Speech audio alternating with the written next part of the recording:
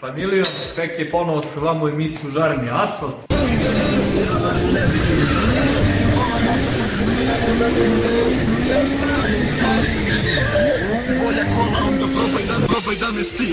Danas imam jednu posebnu priliku da sam došao u posjetu mom drugaru Andrijanu, koji za sebe ima jedan ozbiljan projekat, jedan jugo koji ste vidjeli dugo na našoj tuning styling sceni. U pitanju je jedan jugić koji je rađen, ja bih rekao, u nekom street fazonu i tako, ali jedan izuzetno unikatan auto koji je išao i kod nas na skupove, a koji je išao i inostranstvo. Znači, dobro je poznati kod nas i inostranstvu.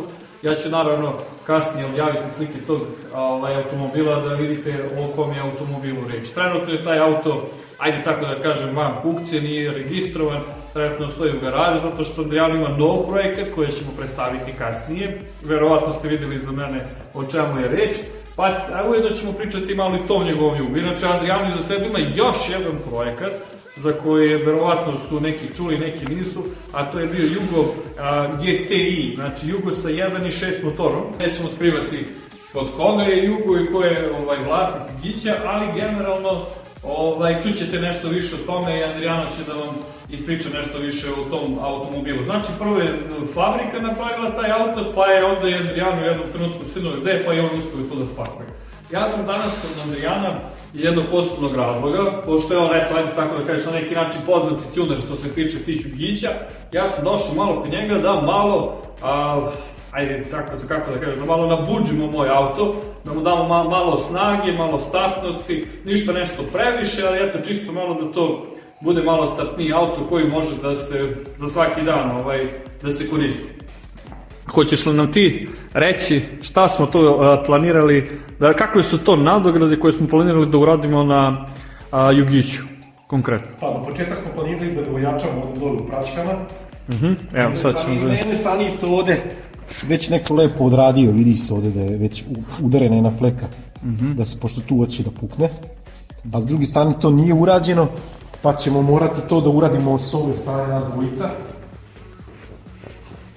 Ovde se vidi da toga nema, morat ćemo skinemo ova creva od goriva i da to sve tu lepo zavarimo jednu fleku da se to pojača tu.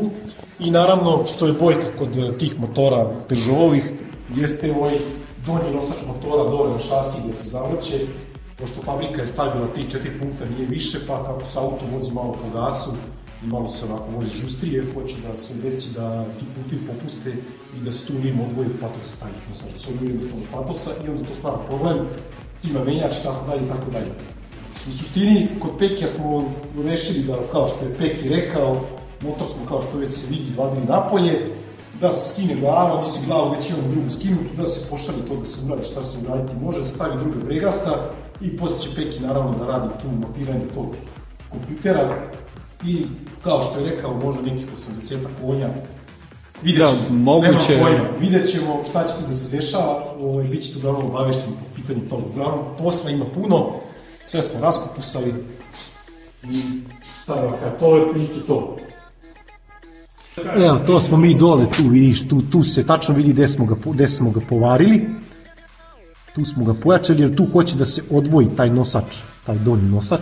Hoće da se odvoji od šasije, da pukne. To se meni desilo na mom projektu koji sam ja pravio, pošto sam ja kupio, to je dobio sam nekog Jugića 2006. godine bio, prvo viški metalik, sa jedan Peugeot motorom koji je bio crkvo, kupo je blok, inače to je njihova dvojka tih aluminijskih blokova. I ja sam taj auto dobio, neke kombinacije, stojao mi u dvorištu par dana, nisam znao šta ću s njim, i onda mi sinula ta neka suluda ideja kako bi tu spušno taj čuveni 1.6 Jugo Floride od 98 i 100 snaga. I ja sam naravno kupio motor, ovaj sam jedan izvadio i tu je krenula ta, što bi ja rekao, zegancija sa tim motorom. U suštini, možda se napako, ja sam to plakao imeno 5 godina kad sam to uradio, i dobiti jednu sasvim ozbiljnu priču. Auto ide lepo, ne troši puno, ja sam ga vozio 205, bio u petoj blokadu, 205 maksimalna brzina, auto čupa prva, druga, treća, četvrta, peta, nebitno je brdo, šta god, auto ide pristojno.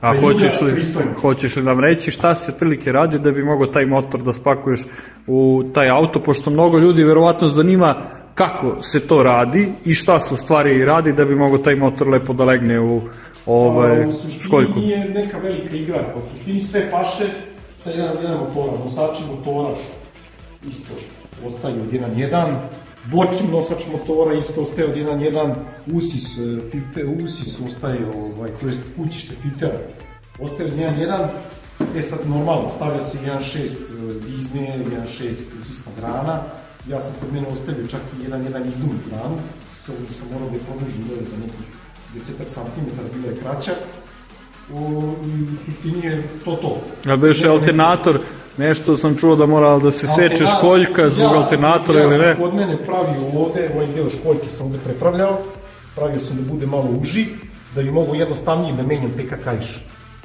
Da ne moram da se mučim, da skidam cijel alternator gore, dole, da bi mogo da pravim. Ja sam tako uradio zbog sebe, da do duše PK kaiš se ne volim tako često, ali kad je neko lud, on je lud.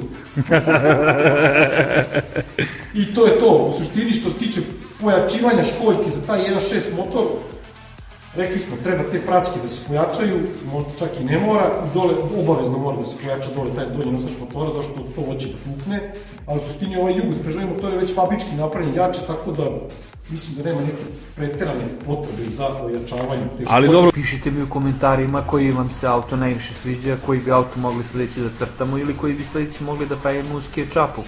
Naravno, hvala vam što lajkujete i subscribe-ujete moj kanal ili što pratite moj kanal i vidimo se u nekoj od narednih emisija. I to je to.